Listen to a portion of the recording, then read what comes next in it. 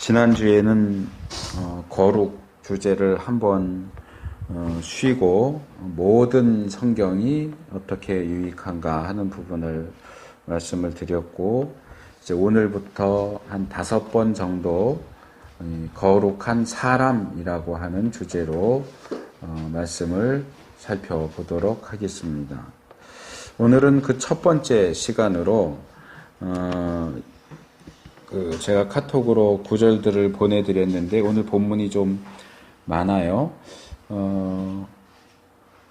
기본적으로 제목을 제가 나실인, 제사장, 레위인 그렇게 잡았는데 나실인에 대한 게 지금 읽은 민수기 6장에 나오는 내용이고, 그 다음에 제사장에 대한 내용, 레위인에 대한 내용 이제 살펴볼 건데, 그 전에 하나님께서 거룩한 자에 대해서 말씀하시는 좀 더 일반적인 내용, 그리고 다니엘서에 쭉 나오는 그 부분은 조금 애매한데 거룩한 신이 나오고 거룩한 신들의 영이 있는 자, 뭐 이런 이야기들이 그 다니엘서 4장 중심으로 5장에도 한 절 나오고 그 내용들도 나오기 때문에 그 부분을 먼저 살펴본 후에 이제 나실인과 제사장과 레위인에 대한 내용을 말씀을 드리도록 하겠습니다. 자, 먼저 우리가 살펴볼 구절은 이사야 13장 3절 말씀입니다. 한번 찾아보시고요. 같이 한번 읽어보겠습니다. 이사야 13장 3절. 제가 카톡으로 보냈으니까 그걸로 읽으셔도 되고요. 같이 읽습니다. 내가 나의 거룩히 구별한 자에게 명하고 나의 위엄을 기뻐하는 용사들을 불러 나의 노를 풀게 하였느니라.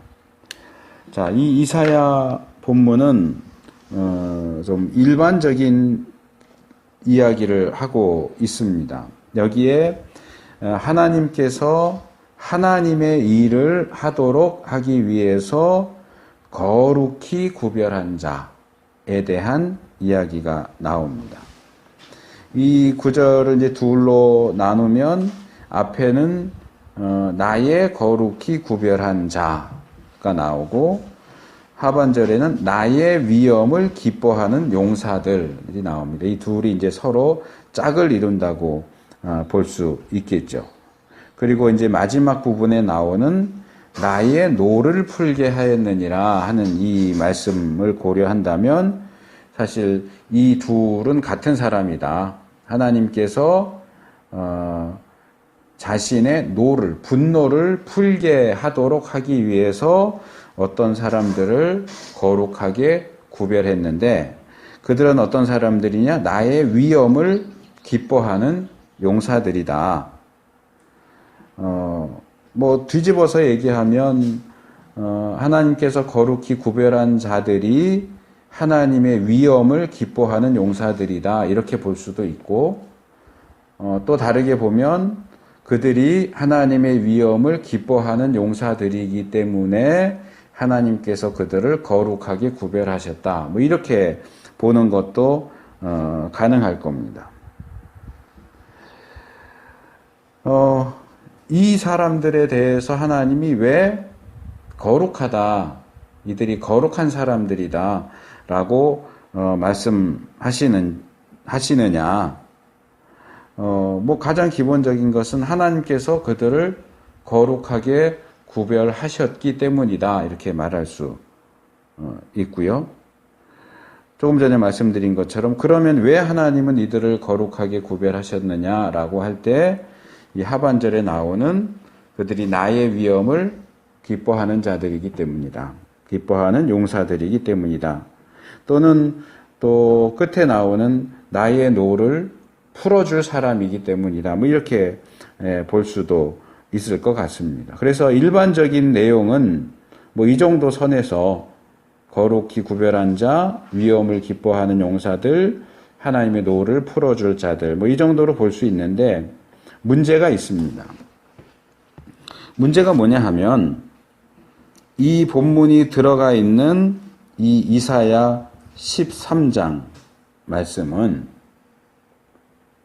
바벨론의 심판에 대한 내용입니다. 이 13장 1절을 보면 아모스의 아들 이사야가 바벨론에 대하여 받은 경고라 이렇게 시작됩니다. 그렇다면 지금 우리가 읽은 3절에 나오는 하나님의 노를 푸는 대상, 하나님의 진노의 대상이 누구냐 하면 바벨론이에요. 그러니까 바벨론이 잘못했기 때문에 하나님께서 그 바벨론에 대해서 진노하셨고 하나님의 그 바벨론에 대한 하나님의 노를 푼다 하는 얘기는 사실상 바벨론을 심판한다 하는 이야기가 되겠죠. 그러면 바벨론을 심판하는 데 사용되는 이 거룩히 구별된 자, 하나님의 위엄을 기뻐하는 자들이 그럼 누구냐? 우리가 얼핏 생각할 때는 그거 이스라엘 아닐까? 이렇게 생각할 수 있는데 이 13장에 나오는 내용들을 쭉 읽어보면 이스라엘을 얘기하는 게 아니에요. 실제 역사에 있어서도 바벨론을 멸망시킨 건 이스라엘이 아니죠. 이 13장을 쭉 읽다 보면 몇몇 구절들이 이 하나님이 거룩히 구별하신 자들이 누군가에 대한 정체를 조금씩 힌트처럼 알려줍니다. 4절에 보면 이들이 많은 백성 그리고 열국, 그러니까 여러 나라들, 여러 민족들로 이루어진 군대다 이렇게 얘기합니다. 5절로 넘어가면 그들이 먼 나라에서 하늘가, 그러니까 하늘 끝에서 왔다 그렇게 이야기합니다. 그리고 17절과 18절을 보면 아주 직접적으로 그 사람들이 메대 사람들이다 그렇게. 그러니까 지금 여기 4절, 5절, 17절, 18절에서 얘기하는 내용을 보면 3절만 보면 내가 거룩히 구별한 자들, 나의 위엄을 기뻐하는 자들, 나의 노를 풀어줄 자들 이렇게 할 때 이들이 뭔가 하나님의 백성, 이스라엘 뭐 이렇게 떠올리기 쉽지만 13장 전체를 보면 여기서 하나님이 거룩하게 구별한 사람들은 하나님의 백성인 이스라엘이 아니고 이방 나라예요. 특별히 메대라고 하는 나라. 이제 우리 성경에서는 메대 바사 이렇게 하죠. 바사는 페르시아고 메대가 바로 이 메디아라고 하는 나라의 두 나라의 연합군이 바벨론을 멸망시킵니다. 그렇다면 여기서 이제 제가 문제가 있다 그랬죠. 어떤 문제냐? 하나님의 백성인 이스라엘도 아닌 이 이방 나라, 이방 민족이 어떻게 거룩한 자로 불릴 수 있느냐? 일반적인 그런 기준에 따르면 이방인들은 거룩하지 않아요.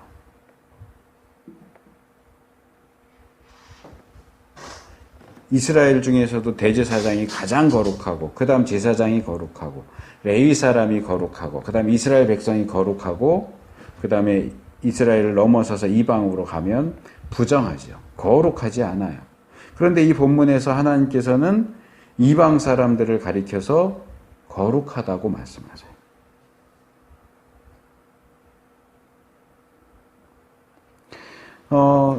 처음에 제가 지적을 했던 것처럼 이 본문에서 말하는 거룩한 사람은 결국 인종이나 나라나 그런 것들에 의한 구별이 아니고 하나님께서 구별하셨다.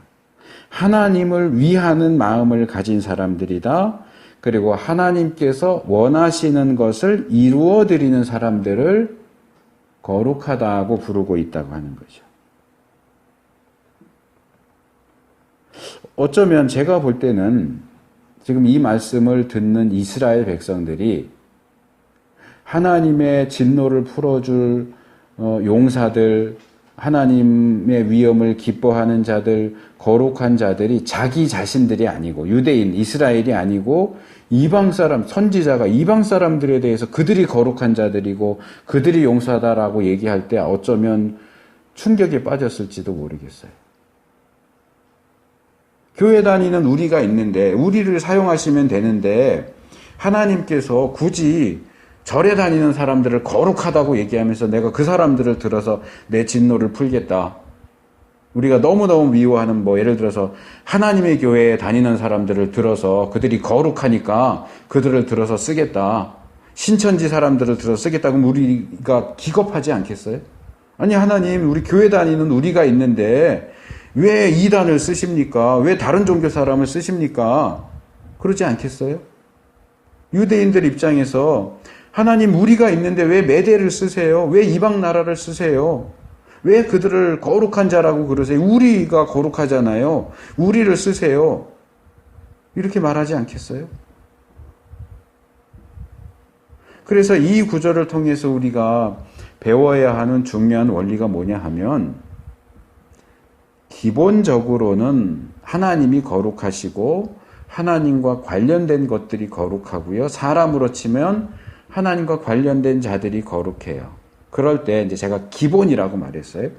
기본적으로 말할 때 하나님이 선택한 이스라엘이 거룩한 게 맞죠.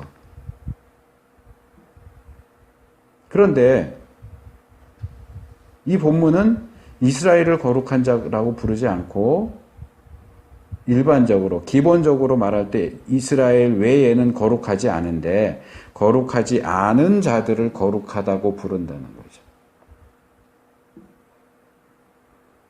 이 점에서 우리가 이걸 뒤집어서 생각해 볼 수 있어요. 그러면 이스라엘은 왜 거룩한데요? 유대인은 왜 거룩합니까?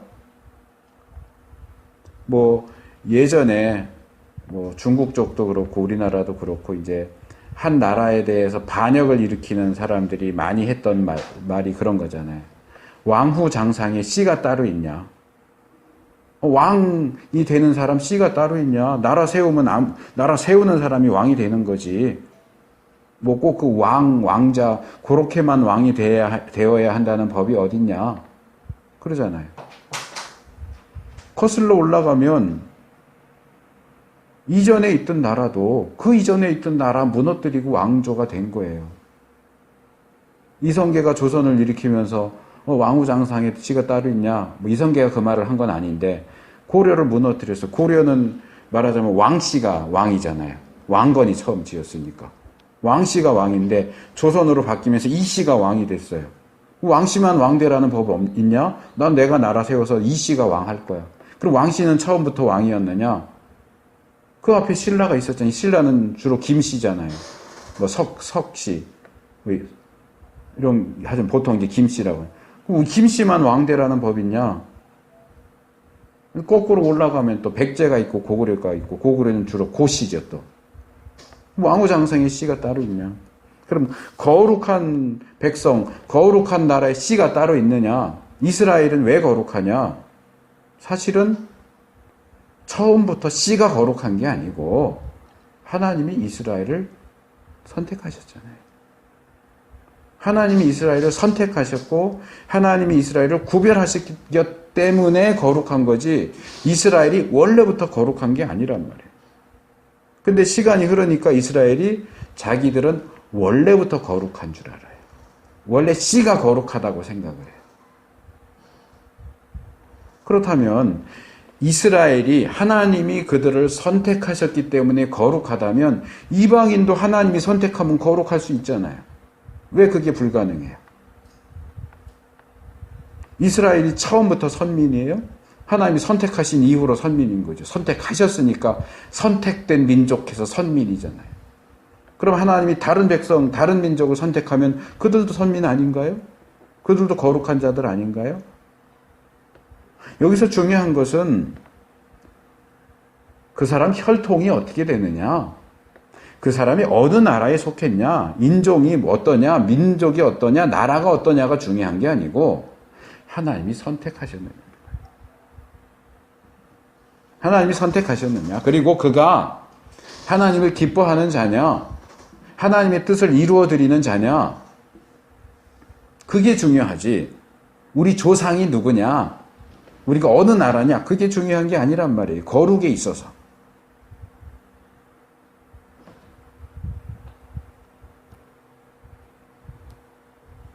뭐 아주 단순화시켜서 말한다면 이렇게 말할 수 있어요.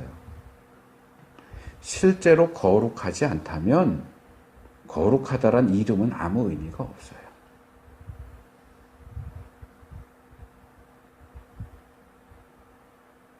내가 유대인이에요. 이스라엘이에요. 우리 조상 아브라함이에요. 선택된 백성이에요. 거룩해요. 근데 삶을 보니까 하나도 거룩하지 않아요. 내가 교회 다녀요. 예수님 믿어요. 구원받았던 그리스도인이라고 하는데, 거룩하다고 하는데, 실제 삶을 보면 성도라고 하는데 실제 삶에 거룩함이 없어요. 그게 무슨 성도예요? 우리는 자꾸 이름에 집착하는데, 이름이 중요하지 않은 건 아니지만 실제가 더 중요해요. 그것은 성경 전체가 가르치는 원리예요. 성전? 좋아요. 성전, 거룩한 신전이에요. 그런데 그게 악용되고 오히려 죄를 더하게 하는데 사용된다면 그 성전 허물어 버리자 그러시잖아요.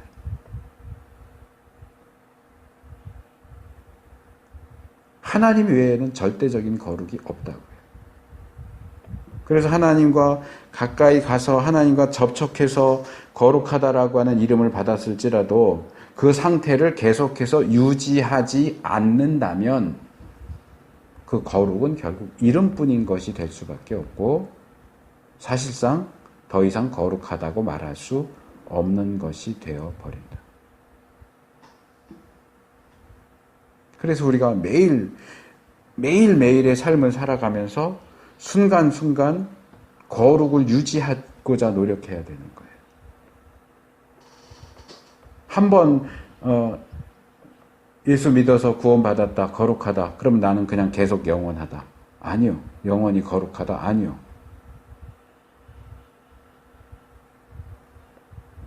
늘 말씀에 자신을 비추어서 내가 말씀의 기준이 얘기하는 그 거룩에 미달하지 않는가, 벗어나지 않았는가. 그게 사실은 죄잖아요. 죄. 그래서 결론적으로 말하면 이 첫 번째 구절에서 보면 하나님께서 쓰시는 사람, 하나님의 마음을 헤아리고 하나님의 뜻을 행하는 사람이 거룩한 사람이에요. 우리가 그런 사람들인가 돌이켜 봤으면 좋겠고요. 자, 두 번째로 우리가 살펴볼 내용은 다니엘서 4장 8절, 9절, 13절, 17절, 18절, 23절, 그리고 5장 11절. 이게 이 구절들에 나오는 내용들인데 아까도 잠깐 말씀드렸던 것처럼 여기에는 말하자면 출연자가 셋이에요. 첫째는 거룩한 신들이 나오고요. 둘째로는 그 거룩한 신들의 영이 그 안에 있는 자, 이건 다니엘을 가리키는 거예요. 셋째로는 거룩한 자라고도 불리고 4장 13절, 17절 보면 23절에도 나오고 거룩한 자라고도 불리는 순찰자들이라고 불리는 사람, 그런 존재. 이거는 사람이 아니고 영적인 존재, 아마 천사를 가리키는 것 같아요. 그러니까 거룩한 신, 거룩한 천사, 그리고 거룩한 사람, 이렇게 내용들이 쭉 들어가 있어서 사실은 거룩한 신들이나 이 순찰자들은 이제 거룩하신 하나님 주제에서 그 밑에 이제 천사에 대한 내용에서 살펴보긴 해야 될 텐데 이게 지금 서로 막 얽히고 설켜 있기 때문에 제가 그냥 하나로 묶었고요. 이 거룩한 신들의 영이 있는 자라고 하는 이것은 사실은 다니엘을 가리키는 것이긴 하지만 지금 나열한 이 본문들 중에서 그냥 계속해서 거룩한 신들의 영이 있는 자 이렇게 얘기하지 거룩한 자, 이 사람을 다니엘을 거룩한 자다 이렇게 얘기하지는 않아요. 그렇지만 그 안에 거룩한 신들의 영이 있기 때문에 그 사람 자신도 거룩한 자라고 말할 수 있겠죠. 그래서 4장은 주로 느부갓네살 왕과 관련된 내용. 그 다음에 5장은 이제 벨사살 왕과 관련된 내용인데, 이들이 뭐 꿈을 꾸거나 뭐 신비로운 현상을 목격을 했는데 그걸 풀 수가 없어요. 그럴 때 이제 다니엘을 불러서 이게 도대체 내가 꾼 꿈이 뭐냐, 내가 본 이 장면이 뭘 가리키는 거냐 하고 이제 불러서 묻게 되는데, 그 과정에서 다니엘을 거룩한 신들의 영이 있는 사람이다라고 그렇게 이야기를 하고 있죠. 그러니까 이것은 이스라엘 안에서 되어지는 내용은 아니고, 지금 바벨론이라는 이방 나라에서 되어지는 상황이고, 이 말을 하는 사람들도 느부갓네살 왕이, 4장에서 느부갓네살 왕이 그렇게 얘기하는 거고, 5장으로 넘어오면 이 벨사살 왕의 어머니, 모후라고 그래요. 어머니가 이제 다니엘을 소개하면서 그렇게 얘기를 하는 거죠. 그래서 이것은 뭐라고 그럴까, 꼭 성경적인 개념이라기보다는 어떤 이방 사람들이 가지고 있는 개념이라고 말할 수 있겠죠.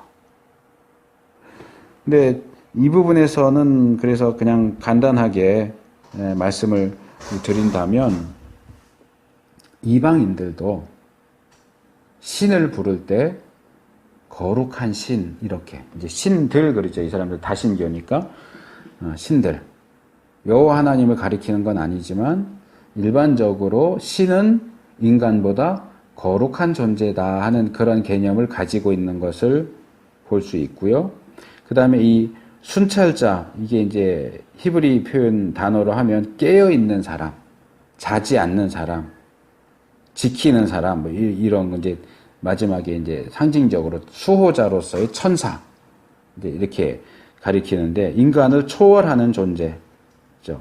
그러니까 신이 있고 천사는 이제 이 신을 보조하는, 수종드는 어떤 역할을 한다고 볼 수 있어요. 근데 그들도 역시 거룩하다고 보는 거죠. 그러니까 영적인 세계를 놓고 볼 때 여호와 하나님, 올바른 여호와 신앙이냐 아니면 다신론이냐, 이거를 떠나서 이제 일반적인 종교 관념에서 볼 때 뭐 이제 그렇지 않은 경우들도 종종 발견되긴 하지만, 일단 신적인 존재는 거룩하다. 신적인 존재 곁에서 돕는 역할을 하는 영적인 존재들도 역시 거룩하다. 그리고 이제 이 다니엘의 경우 그 거룩한 신들의 영이 그 사람 안에 있으니까, 아까 말한 것처럼 본문에서 다니엘을 거룩한 자라고 부르지는 않지만, 거룩한 신의 영이 들어있는데 부정할 수는 없잖아요. 그 사람도 역시 거룩한 거죠. 그래서 여기서 우리가 아주 비슷한 내용을 신약에서 바울의 그 가르침 속에서 발견하게 됩니다. 고린도 전서에서 바울이 그렇게 하죠.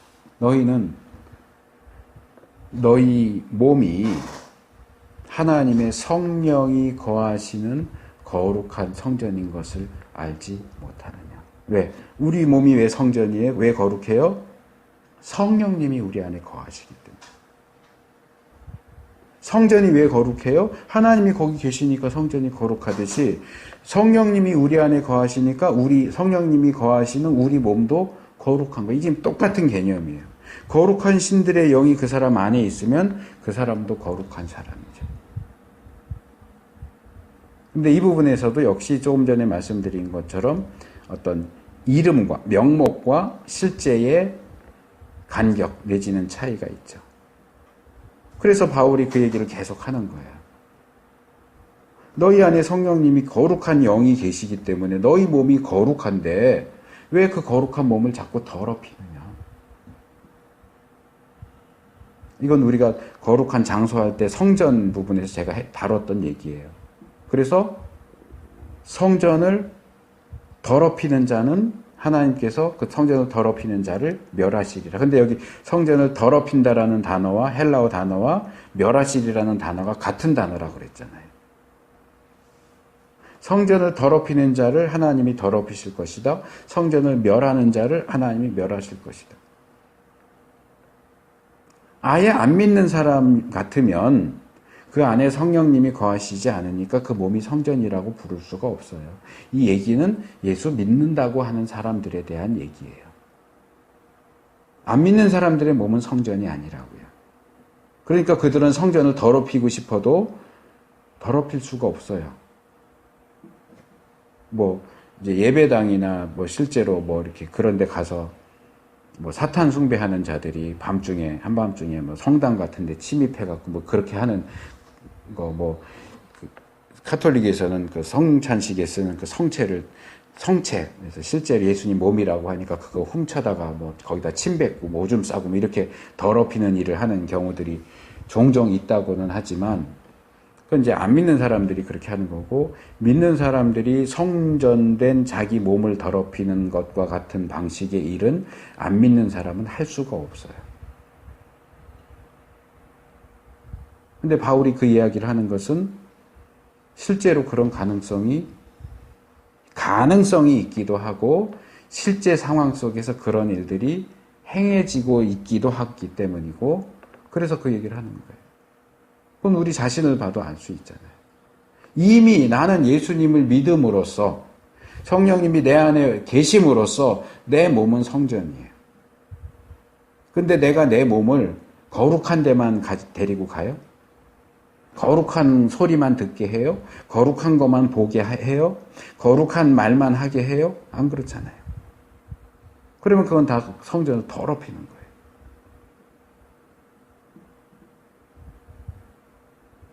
제가 뭐 지난주도 그렇고 그 전에도 그렇고 이 거룩을 적용하는 부분에서 예배를 어떻게 드릴 건가 하는 쪽으로 많이 말씀을 드렸지만, 이 거룩이라고 하는 것은 뭐 영적인 행위, 뭐 예배 드리고 말씀 읽고 기도하고 찬송하고 그럴 때만 되는 게 아니고 우리의 매일매일의 일상적인 삶하고 관련되어 있는 거예요.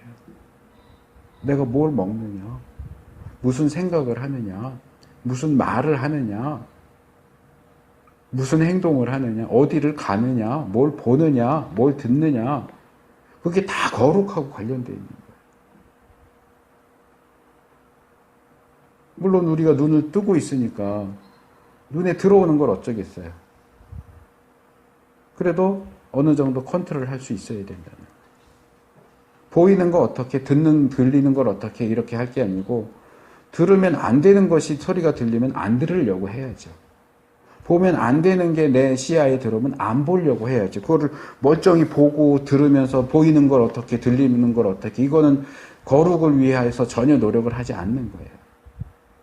우리 안에 거룩한 영, 성령이 계시는데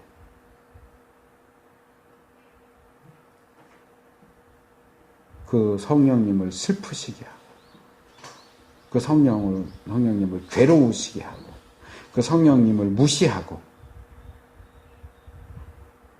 그런 사람들은 거룩하다고 말할 수 없다는 거죠.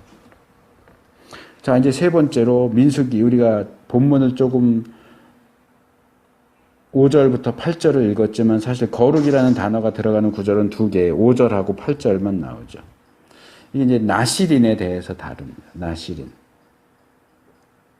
기본적으로 얘기하는 것은 이 나실인은 몇몇 경우를 제외하고는 그러니까 평생 나실인인 경우가 있어요.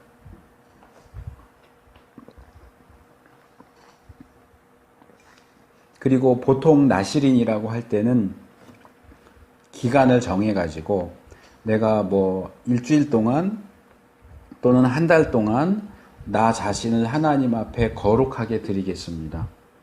그 기간은 특별히 더 거룩한 존재로서 살겠습니다. 이렇게 서원을 하면 그게 이제 나실인이 되는 거예요.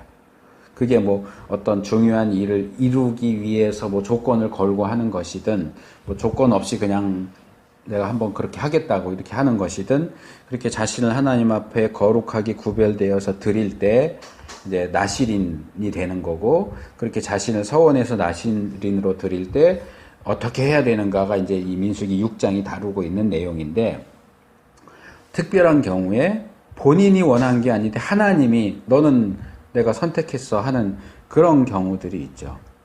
그러니까 대표적인 경우가 삼손이에요. 삼손은 엄마 뱃속에 잉태되면서부터 나실인이에요. 그래서 삼손을 잉태한 엄마한테 천사가 와서 그러잖아요.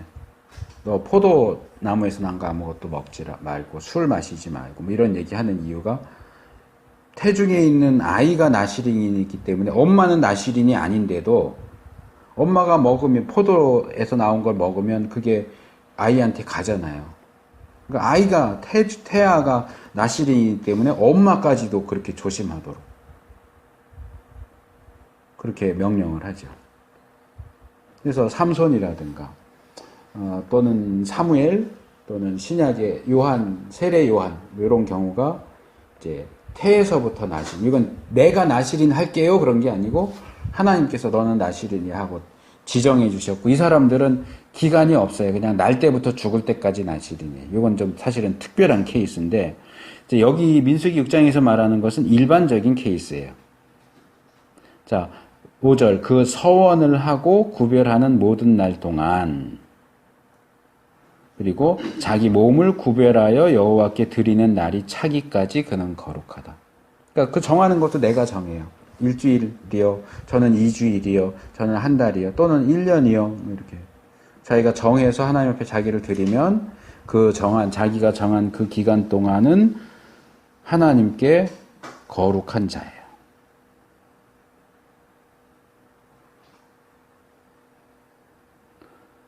그리고 이제 여기 나오는 내용은 그렇게 하나님 앞에 나실인으로서 자신을 드릴 때 어떻게 자신을 구별하고 그 거룩함을 지킬 것인가. 크게 이제 세 가지예요. 하나는 포도주를 마시지 마라 그러지만 포도주만이 아니고 포도나무에서 난 것은 뭐 포도든지 말린 거든지 뭐 포도가 들어간 떡이든지 뭐든지 마시면 안 돼요. 뭐 설명이 길어질 수 있지만 그냥 간단하게 결론적으로 말하면 포도나무에서 난 걸 먹지 말라고 하는 것은 너가 하나님께 자신을 거룩하게 구별해서 드린 그 기간 동안은 하나님 이외에 다른 무엇에 의해서도 지배를 받으면 안 된다 하는 얘기. 그래서 그것과 연결되는 게 바울이 에베소서에서 말하는 거예요. 술 취하지 말라. 오직 성령의 충만을 받으라.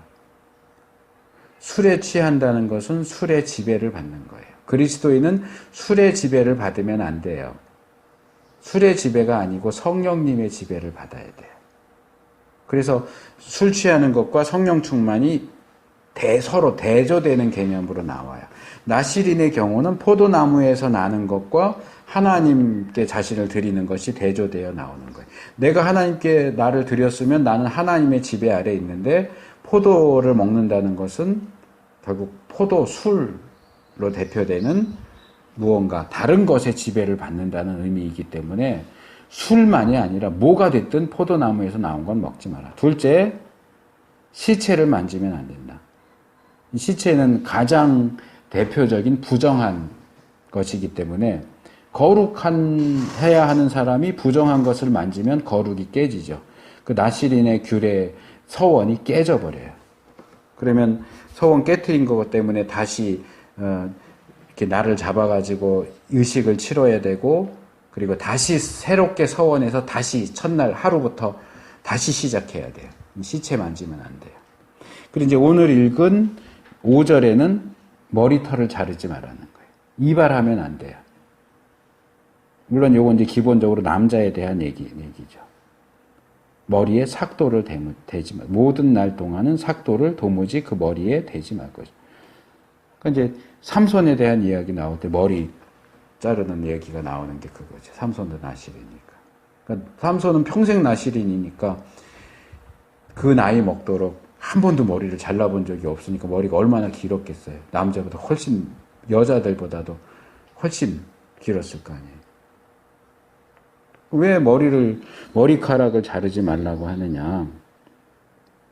요 부분을 이해하려면 고린도전서 11장에 나오는 머리털에 대한 그 바울의 교훈을 알아야 돼요. 거기서 이제 가장 핵심적인 내용은 3절인데 각 남자의 머리는 그리스도요 여자의 머리는 남자요 그리스도의 머리는 하나님이시라 이렇게 얘기해요. 그러니까 하나님이 하신 이 우주 전체의 질서 체계, 계급이라고 해야 돼. 계급이라고 말하면 좀 오해의 여지가 있는데 질서 체계를 보면 제일 위에 계신 분은 하나님이에요. 그 다음이 그리스도고요. 그 다음이 남자고요. 그 다음에 여자예요. 이게 하나님이 창조하신 창조 질서예요. 뭐 기분 나빠도 어쩔 수 없어요. 물론 이 질서 체계 아래에 있다고 해서 꼭 못났다 그런 의미는 아니에요. 하나님 밑에 그리스도가 예수님이 계시다고 예수님이 성부 하나님보다도 못하다 그 얘기는 아니죠. 다만 질서상 위에 있고 아래에 있고 이런 거죠. 남자 여자도 뭐 여자가 남자 아래에 있다고 해서 여자가 못났다 그런 개념이 아니에요. 근데 다만 그것이 하나님이 세우신 창조 질서다. 그래서 남자 위에는 바로 위에 그리스도, 그 위에 하나님 이렇게 계시죠. 근데 이 말은 사실상 이제 그리스도와 하나님, 하나님이니까 이 신적인 존재를 제외하고는 이 세상에 남자 위에 아무도 없다는 얘기예요. 하나님을 제외하면. 남자가 제일 위에요. 창조의 멸류관이죠. 그래서 남자는 내 위에 하나님 외에는 아무도 없어. 내 위에 아무도 없어. 나는 누구의 권위, 권세 아래에도 있지 않아. 라는 것을 표하기 위해서 머리를 기르지 않습니다. 그러니까 머리가 짧다는 얘기는 나는 누구의 지배를 당하는 존재가 아니야. 그런 의미예요.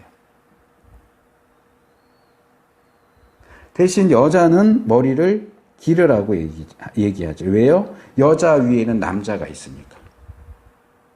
나는 남자의 권세, 권위 아래에 있는 존재입니다. 누군가의 권위 아래에 있습니다. 라는 의미에서 권위 아래에 있는 사람은 머리를 길러야 하고 위에 권위가 없는 사람은 머리를 잘라야 하고. 이해되세요? 무슨 얘기인지? 그렇다면 나시린은 왜 머리를 기르라고 하느냐? 그러니까 나시린이 머리를 기르는 것은 여자가 머리를 기르는 것하고 겉으로 보기에는 똑같은 행동이라는 거죠. 남자는 원래 머리를 기르면 안 되는데 나시린으로 자신을 서원한 남자는 머리를 기르라는 거예요. 자르면 안 된대요. 원래 남자 위에는 하나님이 계시잖아요. 나시린도 하나님께 자신을 바쳤고 그러면 왜 머리를 기르는 것이 명령되고 있느냐? 이 부분에서 이 나시린 규례, 머리에 삭도를 대지 말라고 하는 규례는 이 기존의 질서, 제가 지금 설명드린 하나님, 그리스도, 남자, 여자 이런 기존의 질서와 표시를 뒤집고 있어요. 그러니까 모든 남자는 다 하나님 아래에 있어요. 그렇지만 나시린은 그냥 보통 모든 남자들이 하나님 권세 아래에 있는 것처럼 있는 게 아니고 특별히 아래에 있어요. 특별히 자신을 따로 자기를 나시린으로 들이지 않아도 남자는 어쨌든 하나님 아래에 있어요. 그런데 나시린으로 자신을 들임으로써 보통 사람들보다 훨씬 더 많이, 훨씬 더 강하게 하나님의 지배 아래 들어가게 됩니다.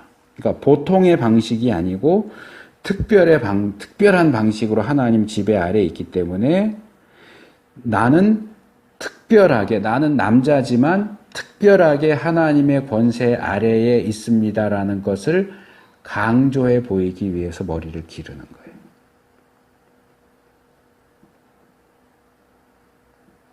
물론 이제 이 부분도 지난번에 그 의심의 소재처럼 우리 현대 사회에서 나시린 규례를 지킬 필요는 없습니다.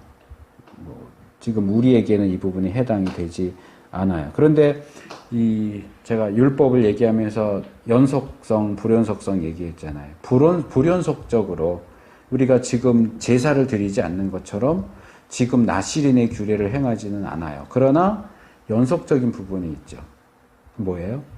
사실상 오늘날 그리스도인은 다 나실인이에요.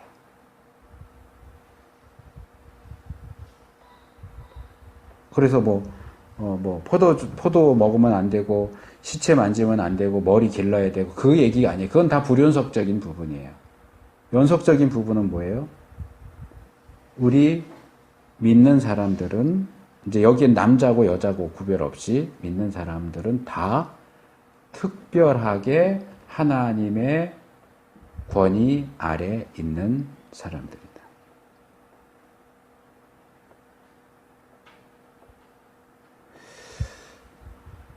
그래서 나실인들이 자기가 시체 만지지 않는 거, 포도 먹지 않는 거, 이거는 이제 외부에 있잖아요.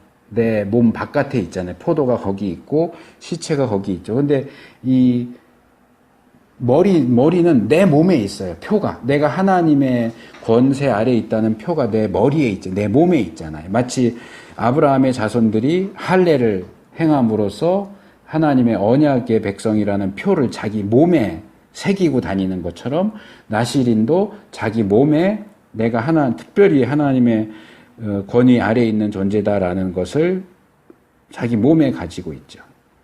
신약에 보면 바울도 이게 나실인의 규례인 것 같아요.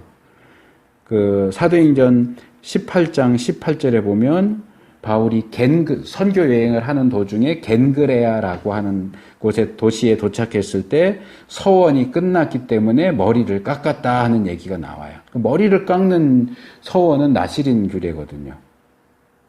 그러니까 왜 그랬는지 얼마만큼 그랬는지는 나오지 않지만 어떤 이유에 의해서 바울도 신약에서 나실인의 서원을 했고 이제 무사히 그 서원한 기약이 이제 기간이 끝나서 겐그레아에 가서 머리를 깎았다. 그래서 이런 점들을 놓고 볼 때 저는 오늘날 하나님의 자녀 백성인 그리스도인들도 스스로 내가 하나님의 소유된 자다라는 표시를 갖는 것도 나쁘지 않겠다 생각을 합니다. 이게 이제 꼭 신체와 관련된 것이 아니라도 예를 들면 민수기 15장 38절이나 신명기 22장 12절 보면 유대인들 같은 경우에 옷을 입을 때 항상 이 옷 끝에 술, 레이스 비슷한 술을 이렇게 달게 하잖아요. 그 목적이 뭐냐 하면 그 술을 볼 때마다 하나님을 기억하라는 거예요. 그러니까 뭔가 하나님을 기억하게, 내가 하나님을 기억한다는 얘기는 내가 하나님의 백성이라는 걸 기억하는 거죠. 나는 거룩하게 살아야 되는 사람이야. 아무렇게나 살고 아무데나 가고 아무런 행동이나 해도 되는 게 아니고 나는 하나님의 백성이고 하나님 앞에 사는 존재야 라는 것을 입는 옷마다 다 술을 만들어 놓으니까 이 술을 볼 때마다 하나님을 생각하고 내가 하나님의 백성인 걸 생각을 하게 돼요. 그러니까 오늘날 우리도 꼭 옷에 술을 만들자 그건 아닌데 무언가 개인별로 다 달라도 상관없어요. 그게 시계가 될 수도 있고 핸드폰에 붙이는 액세서리일 수도 되고 배지나 브로치일 수도 있고 머리핀일 수도 있고 뭐가 됐든지 상관없어요. 근데 내가 내 약속을 하는 거죠. 나 스스로에 대해. 이건 내가 항상 갖고 다니는데 내가 이거 볼 때마다 하나님을 기억해야지. 내가 하나님의 백성인 걸 기억해야지. 내가 거룩하게 살아야 하는 존재인 것을 나한테 상기시키는 그런 특별한 표시로서 내가 이것을 내 표로 삼겠어 하는 그런 것들이 있다면, 제가 전에도 말씀드렸지만 예전에 제가 이제 전도사 시절에 수련회 하면 그때는 또 그게 유행이었어요. 수련회 주제를 티셔츠 맞춘다고요. 제가 예전에 만들었던 거 하나가 이제 이 곤색 티셔츠에다가 앞에다 크게 이사해서 일어나라 빛을 발하라. 수련회 할 때는 좋죠. 근데 애들이 불평을 해요, 나중에. 교회에서는 입겠는데 평소에 학교 갈 때나 놀 때는 못 입겠다는 거. 이게 일어나라 빛을 발하는 게 성경 구절인데. 예를 들어서 버스 타고 가다가 앉았는데 노인분이 올라왔어요.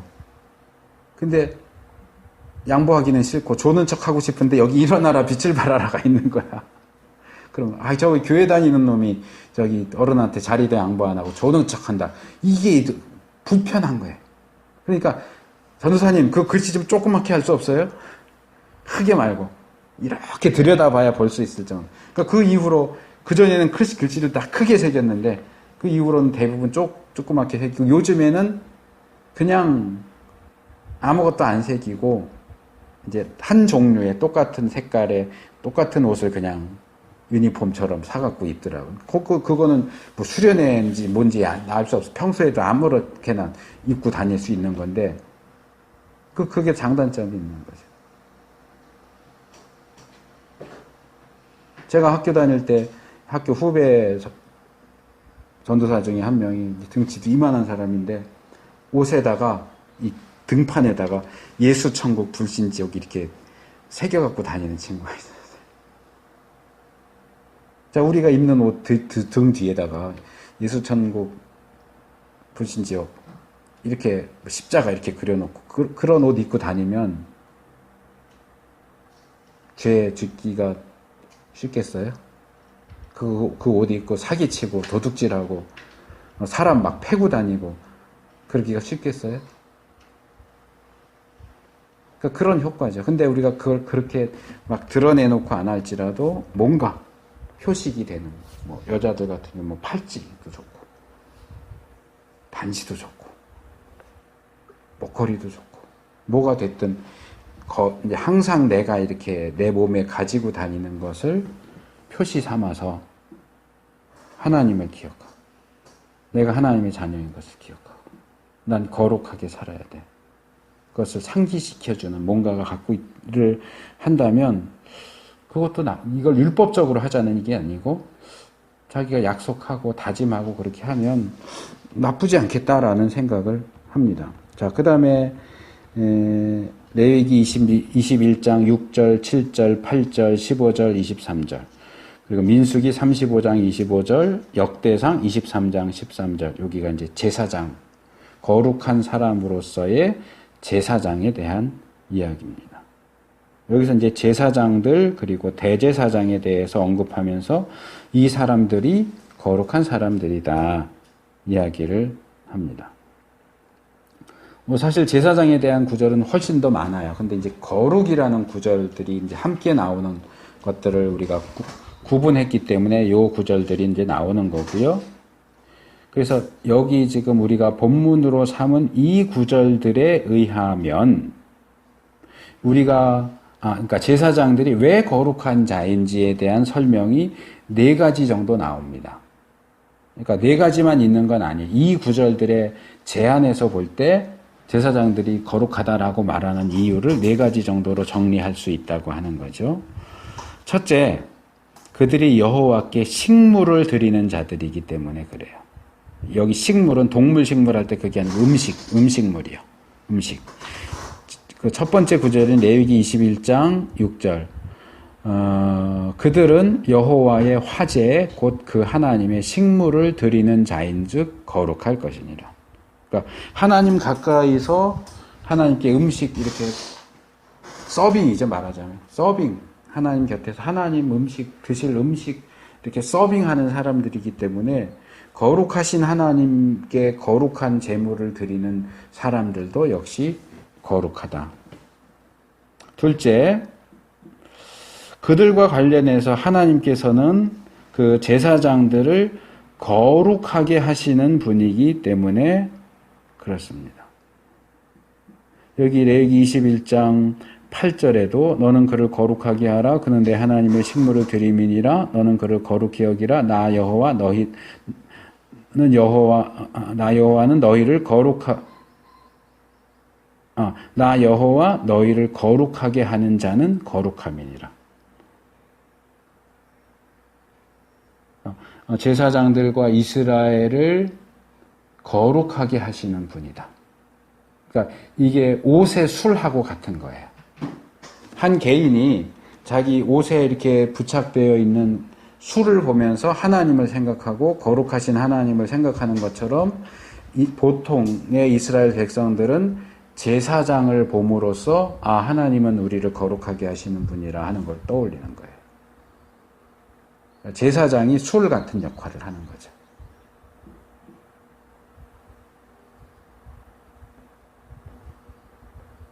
우리가 이렇게 살다 보면 여러 종류의 사람들이 나옴을 이제 만나고 보게 되는데 그렇잖아요. 어떤 사람들은 뭔가 좀 가벼워 보이고 내가 좀 이렇게 막 대해도 될 것 같은 사람들이 있는가 하면 어떤 사람은 되게 막 어려워. 그 사람 앞에서 농담도 함부로 하면 안 될 것 같은 그런 사람들이 있어요. 그러니까 이거는 그냥 예를 드는 거고 제사장을 이렇게 보면 왠지 막 이렇게 경망스럽게 행동하면 안 될 것 같고 천박한 말도 그 사람 앞에서는 하면 안 될 것 같고 뭐 음담패설 이런 거는 더더욱 안 되고 그 사람 앞에 가면 뭔가 좀 이렇게 경건해야 될 것 같은 그런 사람. 그게 제사장이에요.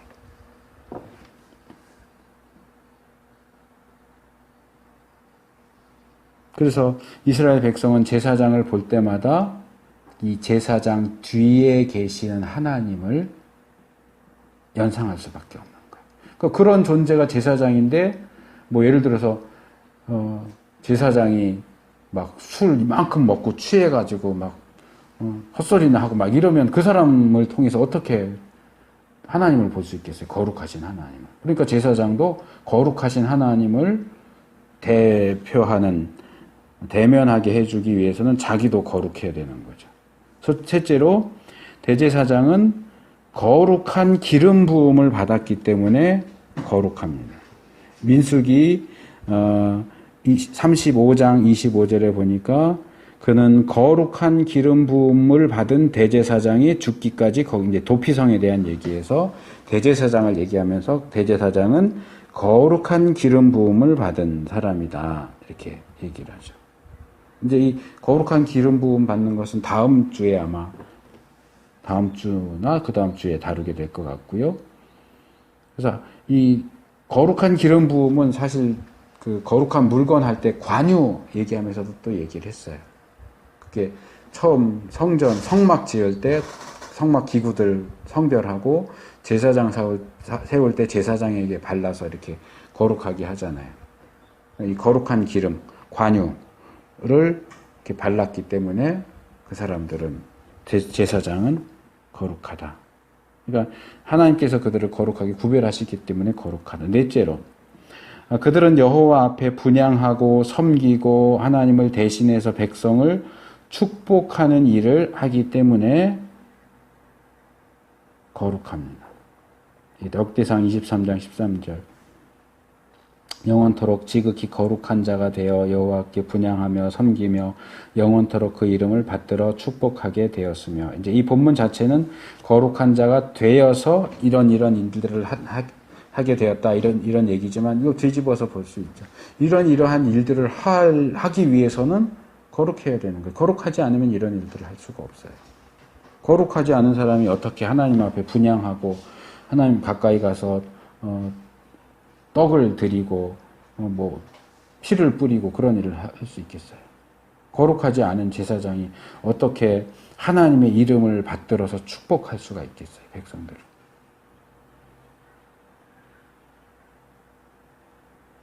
그래서 이런 부분에서도 이렇게 보니까 아까 제가 처음 부분에서 이스라엘과 이방 민족을 얘기하면서 왕후장상에 씨가 있냐, 뭐 원래부터 거룩한 사람이 따로 있냐 그랬는데 대제사장은 원래부터 거룩하기 때문이 아니고 여기서도 역시 역할이에요. 역할 때문에 거룩하게 하시는 거예요. 뭐 아론은 특별히 거룩하게 태어났고 아론의 자손은 씨가 특별하기 때문에 거룩하게 이렇게 거룩한 자라고 해서 제사장으로 세운 게 아니고 하나님이 그들을 거룩하게 구별하시고 제사장으로 세우셨기 때문에 제사장으로서 이러이러한 일들을 해야 하기 때문에 거룩한 거예요.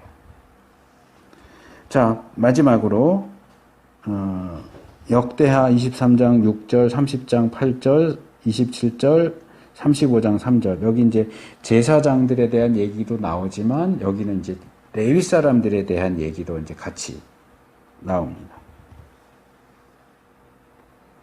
사실 이 구절들을 보면 이 30장 8절은 거룩한 성전, 30장 27절은 거룩한 처소로서의 하늘, 35장 5절은 거룩한 궤를 얘기하지만 이제 이게 성전과 관련된 내용들이죠.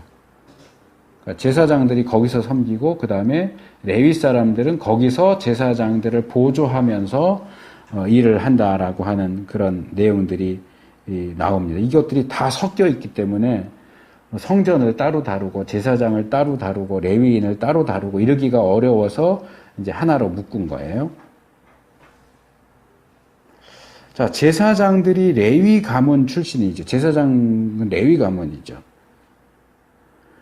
그래서 레위 가문 출신이기도 하지만 하나님께서 이스라엘의 초태생을 대신하는 자로서 레위 사람들을 선택하셨죠. 그래서 하나님이 그들을 초태생은 지난번에 다뤘죠. 초태생을 대신하는 것으로 레위인을 선택해서 레위인을 제사장에게 주셨다. 그래서 말하자면 레위인은 제사장의 소유예요. 그래서 레위인들은 제사장들을 도와서 성막이나 성전에서 말하자면 잡일을 하는 거예요. 잡일. 제사장들은 조금 더 중요한 일을 하고 레위인들은 그보다 조금 더. 그래서 레위 지파가 이 아론과 모세 빼면은 고핫과 무라리하고 게르손하고 이렇게 세 가문인데 이 세 가문이 이제 역할을 다 나누죠. 뭐 어느 가문은 성막 기구들을 메어서 나르고 어느 가문은 무거운 거 텐트 천막 뭐 밧줄 뭐 이런 거 하고 어디는 또 널판 뭐 이런 거 나누고 이렇게 다 하고 평소에는 또 이제 제사장 하는 일 옆에서 도와주고 그래서 그들이 성막에서 섬기기 때문에 말하자면 이제 현대 교회에서 사찰 집사님 같은 역할이라고 말할 수 있죠. 사찰 같은 역할이죠. 근데 그들이 어쨌든 성막 그 가까이서 하나님 섬기는 일을 하기 때문에 여기도 역시 그들의 존재가 특별하기 때문이 아니고 그들이 하는 역할 때문에 그들을 거룩하게 구별하시고 거룩하다고 불러주시고 거룩한 자로 대우해야 된다. 이렇게 말씀을 하세요. 뭐 이거는 우리가 거룩 주제를 다루면서 제가 계속 지적했던 부분이기는 하지만 이 거룩함이 순환적이에요. 이렇게 하나님께서 거룩하게 구별하시기 때문에 그들이 거룩하고 그들이 거룩하기 때문에 그들을 거룩하게 인정해 줘야 되고 그래서 하나님께서 거룩하다고 하신 것을 사람이 거룩하게 인정하고 여기고 사람이 하나님께 거룩하게 드린 것을 하나님께서 거룩하다고 인정해 주시고 이게 서로 같이 이렇게 뭐 쪼개진 그림 맞추기처럼 반쪽 해서 이게 딱 맞춰질 때 완벽한 거룩에 대한 그림이 나오는 거죠. 근데 이게 중간 어디에서 어긋나기 시작하면 비극이 시작되는 거예요. 근데 이 어긋남이 하나님 편에서 일어나진 않아요. 이 어긋남은 늘 사람 편에서 일어나죠.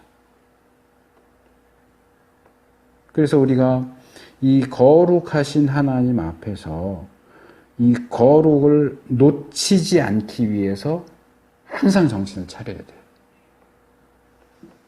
하나님이 뭐 정신을 딴 데 팔다가 거룩을 놓치거나 그럴 일은 없어요. 하나님은 본성이 거룩하신 분이기 때문에 생각도 행동도 말도 늘 거룩하세요. 그런데 우리는 그렇지가 않단 말이에요. 문제는 원래 거룩하지 않은 우리가 하나님, 거룩하신 하나님 앞에서 거룩하게 살아야 하는데 원래가 거룩하지 않다 보니까 너무나 자주 거룩하지 않은 생각, 말, 행동을 한다는 거죠. 긴장해야 돼요. 이제 벌써 오늘 이제 하면 20번째예요. 거룩에 대한 말씀을 하는 게 20번째인데 이제 어느 정도 이렇게 웬만한 건 다뤘기 때문에 내용이 이제 조금씩 반복되죠. 계속 반복되니까 아유 이제는 거룩의 기억도 질린다 그럴지 모르겠는데 뒤집어서 생각해 보세요.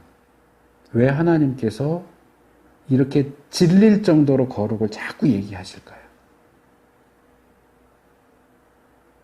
중요하기 때문이에요. 중요하니까 얘기하고 또 얘기하고 또 얘기하고 또 얘기하는 거예요. 왜요? 우리가 거룩하지 않으면 하나님을 볼 수가 없어요. 히브리서 12장 14절에 보니까 모든 사람으로 더불어 화평함과 거룩함을 좇으라. 이것이 없이는 아무도 주를 보지 못하리라. 근데 이 비슷한 표현을 예수님이 니고데모하고 대화하시는 중에 요한복음 3장 3절, 3장 5절에서 이렇게 얘기해요. 진실로 진실로 내게 이르노니 사람이 거듭나지 아니하면 하나님 나라를 볼 수 없느니라.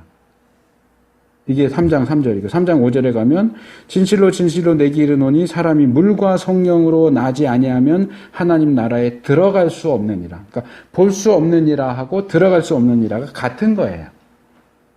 그러니까 거룩함이 없이는 하나님을 볼 수 없느니라 하는 얘기는 거룩함이 없이는 하나님 나라에 갈 수가 없다는 얘기예요.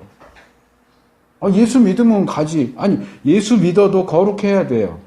사실 예수 믿으면 당연히 거룩해야 되는 거예요. 근데 우리는 예수 믿어서 구원받는 것과 거룩한 것을 자꾸 분리시켜요.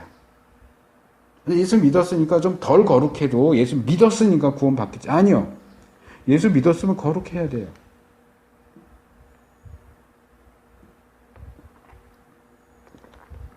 사실상 하나님이 보시는 시각에서는 믿음 이꼴 거룩이에요. 믿음 이꼴 순종이고 믿음 이꼴 행함이고 믿음 이꼴 거룩이에요. 근데 거룩은 지루하고 질리고 따분하고 복잡하고 귀찮고 난 그냥 예수님 믿는 것만 할래. 아니요. 그건 성경이 말하는 믿음이 아니에요.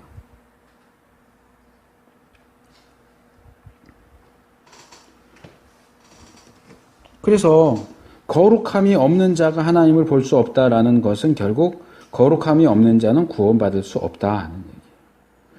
그렇게 중요한 거룩을 하찮게 여기고 무시하는 자가 어떻게 거룩하신 하나님 앞에 나갈 수 있겠어요? 이거는 애들 하는 표현대로 하면 이거 장난이 아니란 말이에요. 거룩을 무시하고 하찮게 대우했다가는 영원히 후회할 일이 벌어집니다. 그래서 정신줄을 놓으면 안 돼요. 멍하니 있으면 안 돼요. 아무 생각 없이 거룩 그까짓 거 귀찮게 자꾸 그래 이렇게 생각하고 말하고 행동했다가는 정말 큰일 납니다. 이 소중하고 중요한 거룩에 우리의 눈을, 귀를, 마음을, 온 정신을 집중해야 돼요.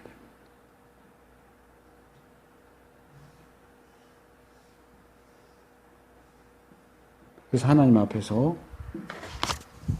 거룩함을 유지한 상황에서 물론 하나님이 도와주셔야 하지만 거룩함을 유지한 상황 속에서 마지막 때 하나님 앞에 나갈 수 있는 우리 모두가 되기를 축복합니다.